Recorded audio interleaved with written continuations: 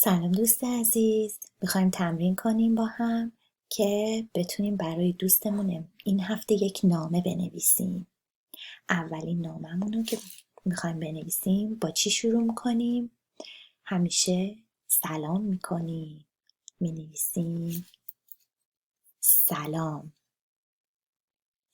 سینه کوچیک،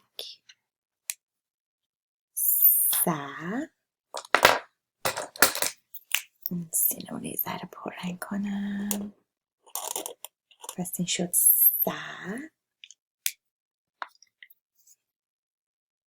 لام کوچیک، سل،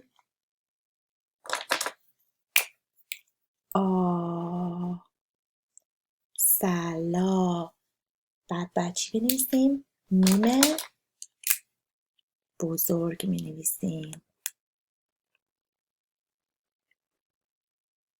سلام. یه ذره پررنگش کنم. سلام. اسم دوستمون کوروشه، مینویسیم سلام کوروش. کی کوچیک، سرکشش هم میذاریم. کو.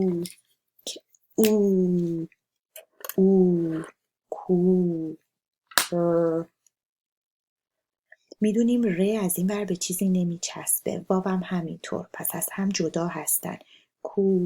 روش، شین بزرگ چون آخره. سلام کوروش.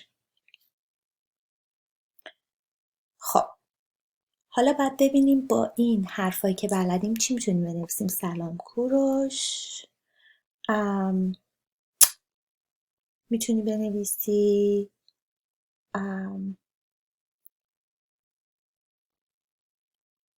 این الف، ای اولو که میخواستیم بنویسیم با مثل الف شروع میکردیم اگه یادت باشه.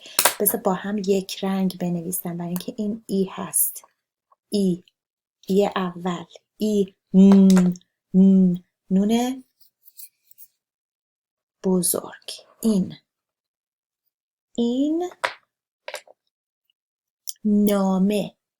نامه با نون شروع میشه.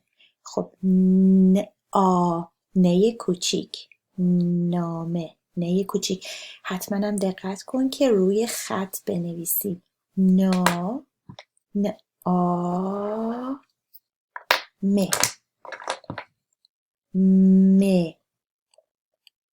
مه کوچیک. حالا میخواستیم بگیم که بچسبه آخر باشه، چجوری باید بنویسیم؟ نمیتونیم میم بزرگ بنویسیم بعد بذاریم. نه، نامه آخرش داره، میشه آخر چسبان که اینجوریه. اینطوریه. یه جور دیگه هم که میتونیم بنویسیم، میتونم روی این بد نشون بدم.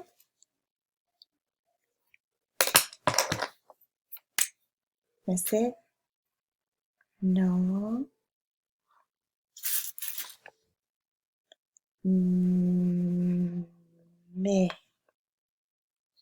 به این حالت هستش. این هرم میتونی به این صورت. تازه من شروع کردم اینو استفاده میکنم. I'm sorry if I can't get it right. This is my first time using my camera. خب این نامه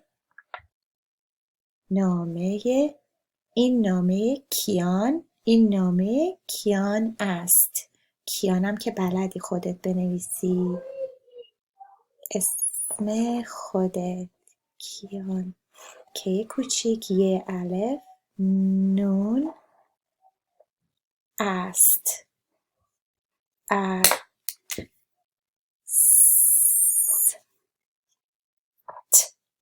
ته بزرگ، نقطه.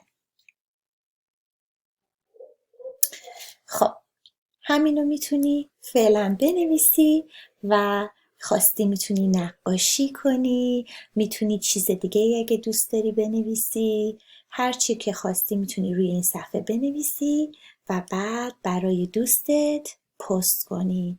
وقتی دوستت این نامه رو بگیره اونم برای تو یه نامه‌ای برای تو خواهد فرستاد.